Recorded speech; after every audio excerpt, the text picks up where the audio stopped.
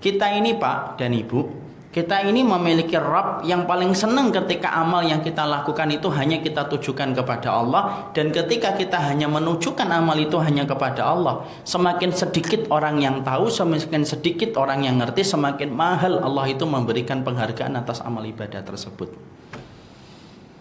Makanya saya punya kaidah gini loh. Kaidah kita itu apa? Eksklusif ketika beribadah, inklusif ketika bermuamalah. Kalau bermuamalah sama siapa saja. Makanya kalau antum pengen tahu ya, visi dan misi saya dalam dakwah itu 3: mencintai ilmu, menebar ilmu, mencintai sunnah, menjalin ukhuwah. Makanya kita dalam satu kaidah, kalau kita bermuamalah inklusif sama siapa saja, sama pendosa pun, ketika niatan kita supaya menjadi pintu hidayah bagi mereka, supaya nanti mereka mudah kita arahkan pada kebaikan, berkumpul sama mereka selama antum tahu batasannya di mana. Tapi kalau sudah kemudian beribadah eksklusif, tidak perlu banyak orang yang tahu, semakin sedikit orang tahu semakin mahal harganya. Makanya kayak kita pakai baju akhi, kan ada baju kan, ada barang itu kan disebut limited edition kan. Semakin sedikit yang memiliki semakin mahal atau semakin murah? Semakin mahal. Kenapa HP Samsung itu murah? Ya karena banyak orang yang punya. Makanya orang itu kalau pakai baju kok bajunya sama, nah itu mesti dia malu. Jangan sampai sama ya, nanti janjian antum pakai yang mana, coklat atau yang biru. Saya ini kalau pakai baju itu kadang-kadang sama dengan beberapa ikhwan itu. Waduh, bajunya sama ini. Kadang pernah itu satu baju satu hari itu ngambilnya sama. Maka kemudian secara fitrah manusia itu suka kalau dia memiliki barang yang tidak dimiliki oleh orang lain. Semakin sedikit orang yang punya, semakin kemudian kita merasa barang itu mahal. Sama amal itu kayak gitu. Makanya orang yang riak gagal ketika dia menyembunyikan amal. Dia nggak punya gudang rahasia ketika dia menyembunyikan amal. Padahal ketika kita merahasiakan amal, itu salah satu penyebab cepatnya seseorang itu dicintai oleh Allah. Dan orang yang menyembunyikan amal itu salah satu penyebab husnul khatimah. Makanya rata-rata Allah itu menjelaskan pahala yang besar bagi mereka yang menyembunyikan amal kan. Orang yang berinfak dengan tangan kanannya, tangan kirinya tidak, itu lebih dicintai oleh Allah. Orang yang bertinggir sendirian lebih dicintai oleh Allah. Bahkan orang yang membaca Al-Quran ketika dia sembunyi-sembunyi, tidak diketahui bacaan Qurannya oleh orang lain, lebih dicintai oleh Allah. Persis sebagaimana sedekah yang dia sembunyikan ketika bersedekah. Kenapa? Allah itu paling senang amal ibadah itu disembunyikan. Tidak usah diceritakan, ditutup supaya kemudian tidak banyak orang tahu. Makanya orang yang riak justru sebaliknya, karena dia tidak punya gudang rahasia di dalam hatinya dan bilik-bilik jiwanya. Akhirnya kalau beribadah itu hanya bersemangat kalau banyak orang, tapi ketika sendirian tidak punya amalan rahasia. Ketika dia tidak memiliki amalan rahasia, maka sesungguhnya itulah salah satu tanda dan identitas orang yang riak. Ketika kemudian dia melakukan perkara itu. Ini kenapa akhi? Menghalangi. Ini pengumuman Livina B1209 TKZ.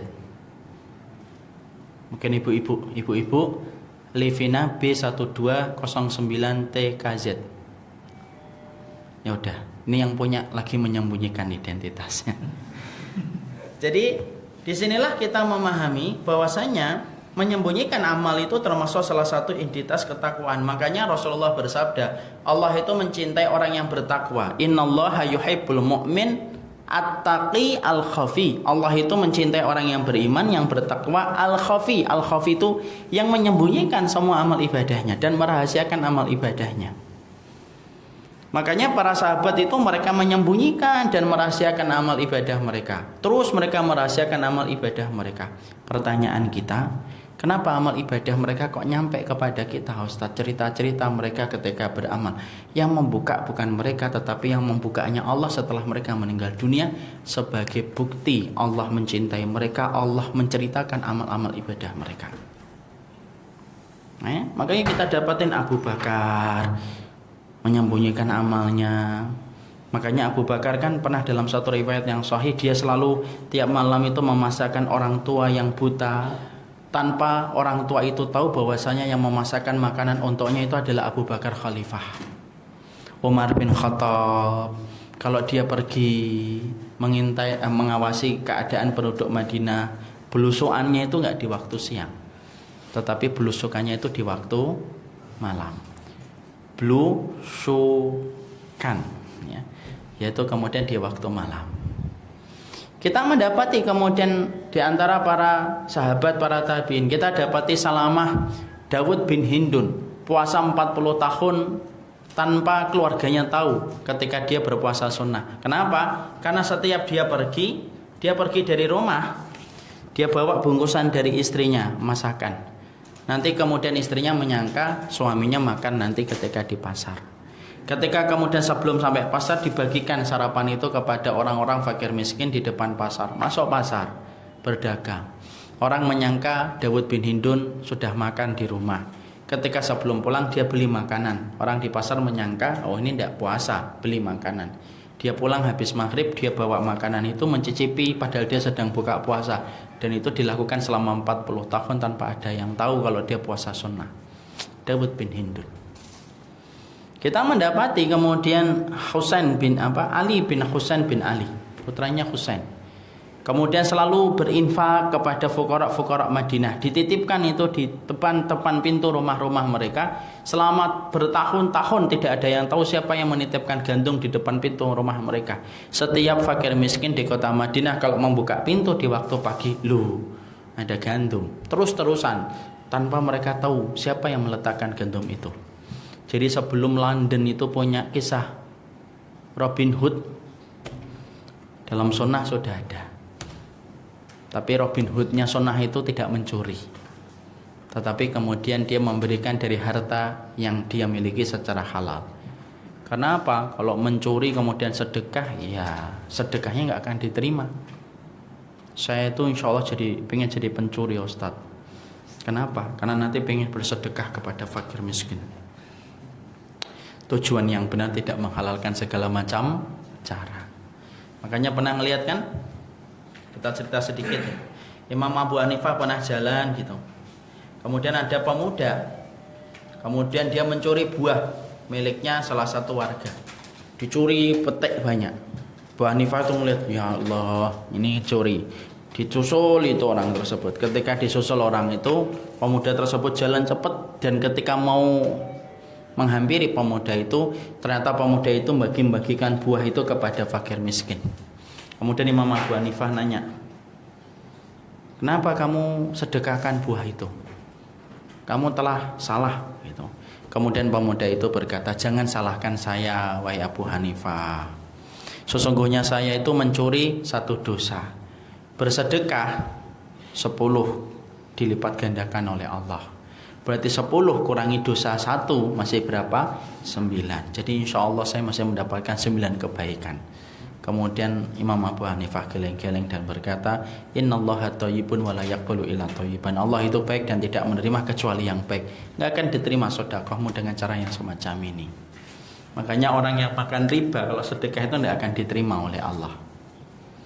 Maka kembali ke tadi, maka disitulah kita paham sesungguhnya Husain itu, Ali bin Husain bin Ali ini kemudian dia selalu meletakkan gandum di depan pintu fuqara masakin. Kapan ketahuannya? Ketika meninggal dunia, bajunya dibuka dan ada garis menghitam di punggungnya. Orang itu ditanya, ini kenapa kok punggungnya hitam ini? Kemudian para keluarganya menjawab tidak tahu. Dan ternyata jawabannya baru diketemukan 3 hari dan 4 hari setelah dia meninggal dunia. Apa jawaban orang? Sesungguhnya fuqara masakin yang ada di kota Madinah lapor dan akhirnya mereka bersuara, bersahut-sahutan. Semenjak meninggalnya Husain bin Ali, pada saat itulah terhenti gandum-gandum yang sering kami jumpai di waktu pagi ketika membuka pintu. Disitulah orang itu baru tahu yang memberikan gandum itu adalah Ali bin Husain bin Ali. Nah disitulah kita paham, itu disebut Zainal Abidin. Disitulah kita paham, itulah semangat orang yang ikhlas. Makanya semangatnya kalau kita mendeteksi diri kita, antum dan saya riya atau tidak, ya perhatikan saja amalan rahasia saya dan antum sampai level berapa, dan amalan kita yang dilihat sama manusia sampai level berapa. Kalau level amalan rahasia kita levelnya lebih rendah daripada level ketika amal ibadah kita dilihat manusia itu, maka sesungguhnya telah tumbuh sifat riya dan telah tumbuh sifat kemunafikan di dalam hati kita.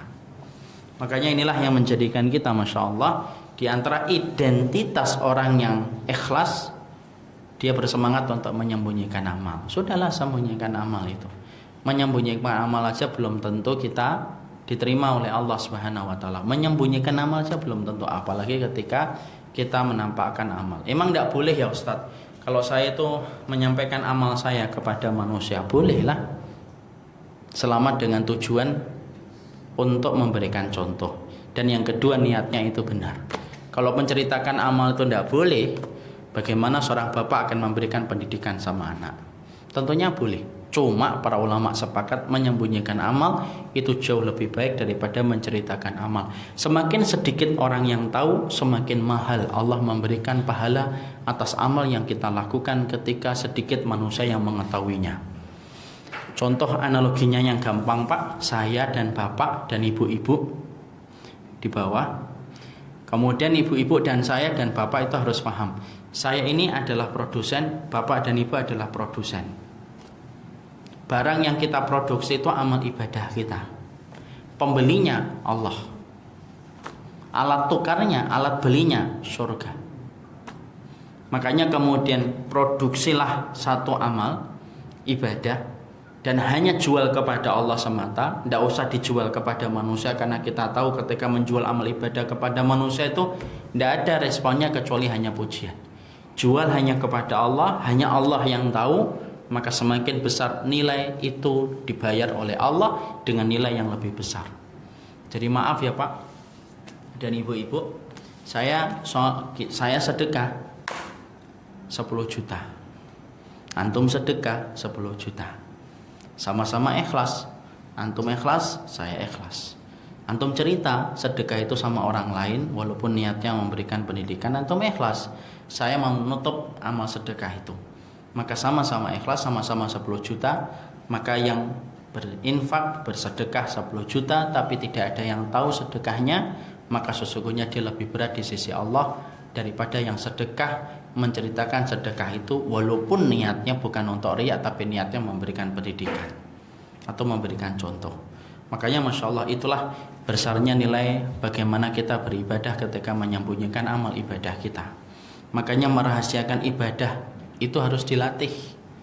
Makanya masing-masing orang yang beriman itu seharusnya mereka memiliki gudang-gudang rahasia. Gudang rahasia itu apa sih Ustaz?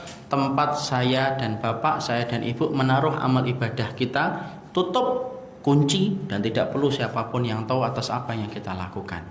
Pernah infak ke masjid, diam. Pernah bantu pondok, diam. Pernah merintis majelis taklim sampai majelis taklimnya besar, tidak usah cerita.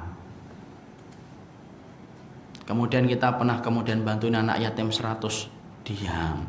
Semakin kita merahasiakan, semakin kita menyembunyikan, semakin besar pahala itu kita peroleh di sisi Allah. Karena Allah adalah zat yang paling senang amal yang ditujukan kepadanya hanya Allah yang tahu.